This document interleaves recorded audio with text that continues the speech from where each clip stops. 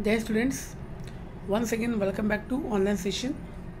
Students, as you know, in the previous video we have discussed about some basic parts of chemical effect of electric current, and students, we have discussed one more thing about electroplating. Clear? So यहाँ तक हमने सब कुछ discuss कर लिया था. So students, now the next part हम फिर से चीज़ों को थोड़ा सा रिवाइज करेंगे. इलेक्ट्रोप्लेटिंग का जो कॉन्सेप्ट था मैंने आपको थोड़ा सा समझा दिया था. Clear? Now here one more point. Again we will discuss the same thing in a proper way. Clear? See, first of all students, what is the meaning of electroplating. मैंने आपको पहले समझा दिया था कि इलेक्ट्रोप्लेटिंग होता क्या है. ये कौन कौन सी चीज़ों में काम आता है. But now the first thing, see what is the definition of electroplating. So students, the answer is, I am going to read line by line. You can just check it out. Now, और अगर यहाँ पे किसी point में कोई भी question होगा किसी को, तो that question we will discuss in the online video. Means in a meeting we will discuss. Clear? Google Meet we will discuss. Now students, the process of depositing a layer of any desired metal on another metal by means of electricity is called electroplating. तो students, सबसे पहले आपको electroplating का जो definition है वो आपको पता होना चाहिए. तो स्टूडेंट्स, इलेक्ट्रोप्लेटिंग का डेफिनेशन क्या होता है? द प्रोसेस ऑफ डिपोजिटिंग, जब depositing a layer of any desire metal. तो स्टूडेंट्स, इलेक्ट्रोप्लेटिंग का मतलब क्या होता है कि किसी भी मेटल पे जब हम किसी और मेटल के लेयर को डिपॉजिट करते हैं, किसी भी मेटल पे जब हम किसी और लेयर की किसी और लेयर या तो किसी और मेटल की लेयर को डिपॉजिट करते हैं with the help of electricity is called electroplating. Again I am going to repeat, the process of depositing a layer of any desired metal on another material by means of electricity is called electroplating. चलो, clear है? तो students, now it is one of the most common application of chemical effect of electric current. तो students, ये जो electroplating है ये क्या है? Electroplating is a one of the application. Electroplating क्या है? एक एप्लीकेशन है. किसका? Chemical effect of electric current का.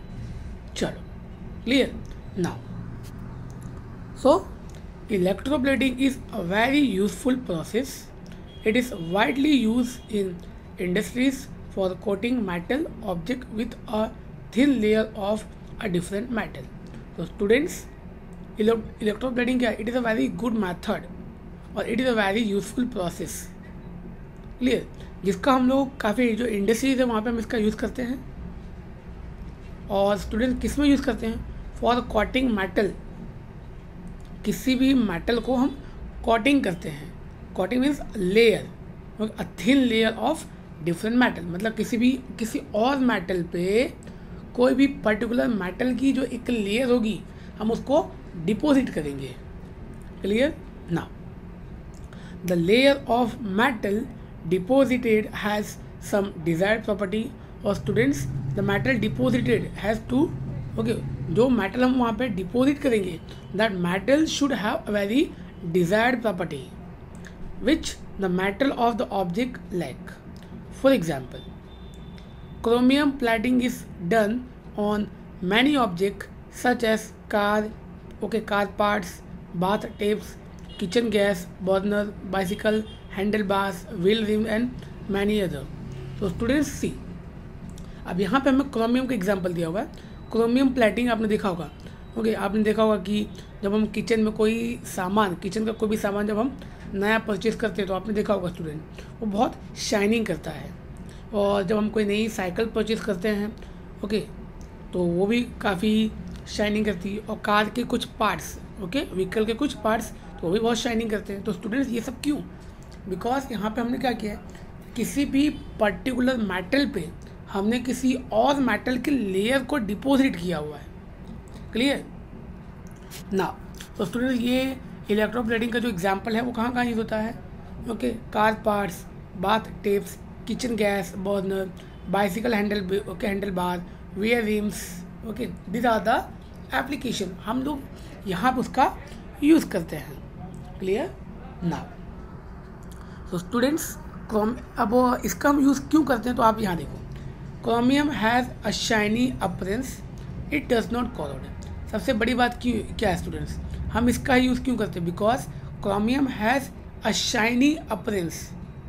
ओके, क्रोमियम कैसा दिखता है, shining type, okay, shining type में अवेलेबल है। And it does not corrode, उसमें कभी रस्ट बिल्कुल भी नहीं लगता है। आप रस्ट बोलो और यू कैन से ओके जंग लगना, कुछ भी, okay, it is free of rust, it resist scratches, however chromium is expensive and it may not be economical to make the whole object out of chromium. So students, अब एक question मैं आपको पूछूं कि यहाँ पे हम क्रोमियम के जस्ट एक लेयर को ही यूज़ करते हैं, ऐसा क्यों? क्योंकि स्टूडेंट्स, क्रोमियम से हम पूरा जो यूटेंसिल है, क्रोमियम से हम पूरा पार्ट्स हम नहीं बना सकते हैं। क्लियर? क्यों? क्योंकि क्रोमियम का ये एक बहुत ही ओके एक्सपेंसिव मटेरियल है, जो बहुत ही ज़्यादा कॉस्टली है।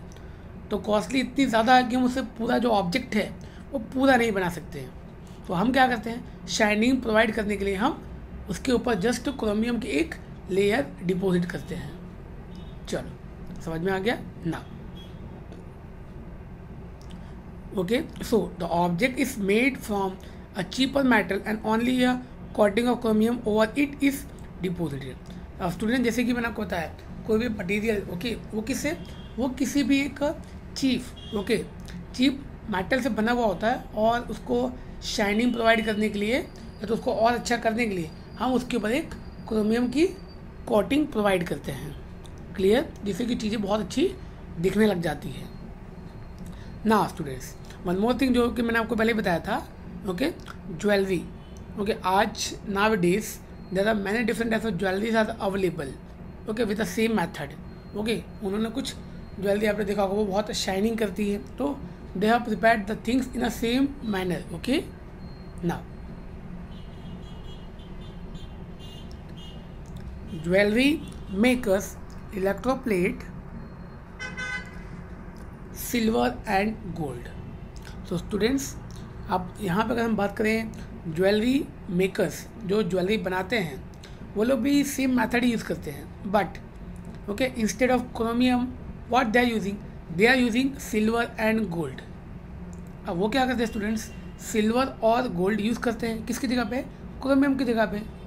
Clear now? जो कि इसको यूज़ करने के बाद जो भी मटेरियल आपको दिखेगा वो आपको same as it is okay gold जैसा ही दिखेगा, बट वो गोल्ड बिल्कुल भी नहीं होता है। Clear? This ornaments have the appearance of silver और gold but are much less expensive. तो स्टूडेंट्स, वो जो मटेरियल है वो गोल्ड और सिल्वर से प्लेटेड किया जाता है, जो ऑर्नामेंट्स है जो कि आपको गोल्ड और सिल्वर जैसा ही दिखेगा, बट अगर हम उसको इकोनॉमिकली हम बात करें तो वो काफ़ी ओके लेस एक्सपेंसिव होता है, उसकी इतनी ज़्यादा कोई वैल्यू नहीं होती है। Okay, now for example, tin cans use for storing food are made by electroplating tin okay on to iron. Tin is less reactive than iron, thus food does not come into contact with iron and is protected from getting spoiled. तो students, आपने देखा होगा okay शायद अगर आपको पता होगा तो कि कुछ कैंस आते हैं, बड़े बड़े बर्तन आते हैं, टिन कैंस, ओके, जिसमें हम लोग क्या करते हैं, फूड को जमा करके रखते हैं अपने घरों में। तो स्टूडेंट्स, बहुत नॉर्मली हम जो कैन की बात कर रहे हैं वो नॉर्मली ओके आयरन का ही होता है, बट हमने क्या किया, उसके ऊपर हमने एक लेयर डिपॉजिट की है, किसकी, टिन की। वो जो बर्तन है वो आयरन का ही है, बट हमने उसके ऊपर टिन की एक लेयर को डिपॉजिट किया हुआ है। ओके, और आपको पता है students, if you will compare iron and tin, then okay tin is less reactive. That means जो आयरन है वो बहुत ज़्यादा रिएक्टिव होता है और जो टिन है वो बहुत कम रिएक्टिव है। क्लियर? और कम रिएक्टिव का बेनिफिट ये है कि उससे जो भी चीज़ें हम बनाएंगे और उसमें हम इन फ्यूचर जो भी चीज़ों को स्टोर करके रखेंगे वो कभी भी स्पॉइल नहीं होगी। Clear, food does not come into contact with the iron, क्योंकि स्टूडेंट्स जो बर्तन है वो आयरन का ही है, बट हमने उसके ऊपर क्या किया हुआ है, एक कोटिंग की हुई है।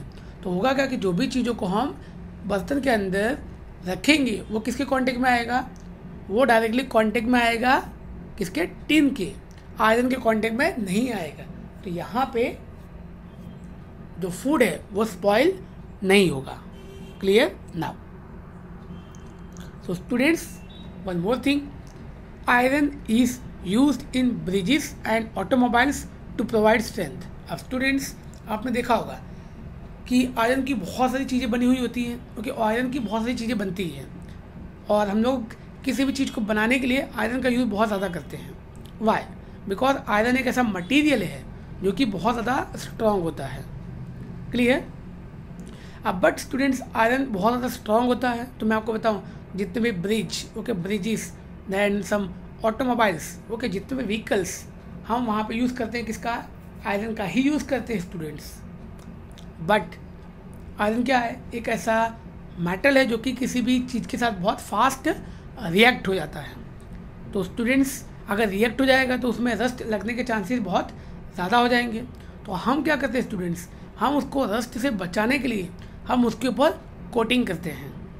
क्लियर। हम लोग उसके ऊपर कोटिंग इसलिए करते हैं जिससे कि जो वाटर है, जो मॉइस्चर है, जो एयर है, वो आयरन के साथ कांटेक्ट में ना आए और चीज़ों को हम लोग बहुत अच्छे से, ओके, लॉन्ग टाइम तक हम उसका यूज़ कर सकें।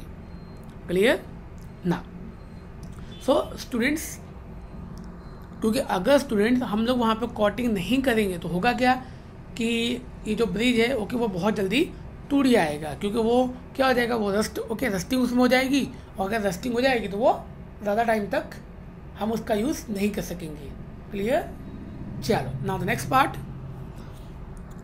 सो students, these are the things which we are using, okay, and why we are doing this. हमने यहाँ पे ये भी पढ़ लिया कि स्टूडेंट्स हम ऐसा क्यों करते हैं। क्लियर। हम ऐसा क्यों करते हैं ये भी आपको समझ में आ गया। क्लियर। चल, so we are doing this to protect the desire metal. Clear. So metal को हम लोग लॉन्ग टाइम तक प्रोटेक्ट करके रख सके, इसीलिए हम लोग इसका यूज़ यहाँ पे करते हैं। ओके, चलो, सो आई होप कि ये आपको समझ में आ गया होगा। ना see few questions we will discuss. I hope कि ये सब कुछ करने के बाद आपको जो क्वेश्चन है वो बहुत इजीली आगे होंगे। Let's try. See, fill in the blanks. Most liquid that conduct electricity are solution of dash, dash and dash. Clear? So students, you can just try to find out the answer. Okay, so acid, base and salt, these are the answers. Most liquid that conduct electricity are solution of acid, base and salt. चलो, clear है। Now the second part, the passage of an electric current through a solution cause dash affect. तो student, ये तो chapter बहुत easy है, ये fill in the blank बहुत easy है। क्यों? हमारे चैप्टर का नाम क्या था? Chemical effect. सो ये the answer should be chemical effect. The passage of an electric current through a solution cause a chemical effect. Clear. Now the third point, if you pass current through copper sulfate solution, copper get deposited on the plate connected to the dash terminal of the battery. So students, मैंने आपको पहले बताया था किसी भी battery में दो terminals present होते हैं, first one positive and the second one negative. So students, here the third fill in the blank, the answer should be negative terminal. Terminal is already written, okay? So the answer should be connected to the negative terminal. Now, fourth number, the process of depositing a layer of any desired metal on another material by means of electricity is called dash. So students, अभी हमने just continue किया था, तो ये आपको समझ में आ गया होगा कि इसका आंसर क्या आएगा. इसका आंसर आएगा इलेक्ट्रोप्लेटिंग. क्योंकि स्टूडेंट ये जो पूरा हमें जो क्वेश्चन दिया ये क्या है, this is the definition of electroplating. the process of depositing a layer of any desired metal on another material by means of electricity is called electroplating. चलो, क्लियर? सो आई होप कि आपको समझ में आ गया. नाउ स्टूडेंट्स, उसके बाद सी, सबसे पहले आपको क्या करना है. नेक्स्ट हमें इसके बाद यहाँ पे आप कुछ क्वेश्चन देख रहे हो. Okay, when the free end of a tester are deep into a solution, the magnetic needle show deflection. Can you explain the reason? Clear? तो ये आपको समझाना है. Because it will behave like a conductor. Clear? Now one more. Okay, this question you can just solve. Then the bulb does not glow in the setup show in the figure. List the possible reason. Explain your answer. So now students, here यहाँ पे आप question देखो, एक हमें diagram दिया हुआ है. अब क्या बोल रहे हैं, here the bulb will not glow. Okay, the bulb will not glow. Now here the students we have to write the answer why the bulb will not glow. Clear? Then number 5 and 6 is a very important question. Does pure water conduct electricity? If not, what can we do to make it conducting? So student, the answer should be pure water does not conduct electricity. So students, now we have to write the reason also. Because students, pure water does not contain any ions. So to make it conducting, we have to add some amount of salt to make the water conducting. Clear? Now number 7, 8, 9, then 10 and one more question, 11 number. Prepare a list of objects around you that are electroplated. Okay, so students, this question you have to write. And that number 12, the process that you show in the figure or activity. Clear? And this questions you have to just continue in your notebook also with a proper diagram. Clear? So students, here the chapter is completed. And now, okay, what to do? Just start preparing for this exam. क्योंकि अब जो exam है वो approx we don't know the exact date, but exam is going to come. Clear? Now, okay, so students, Jai Hind. Okay.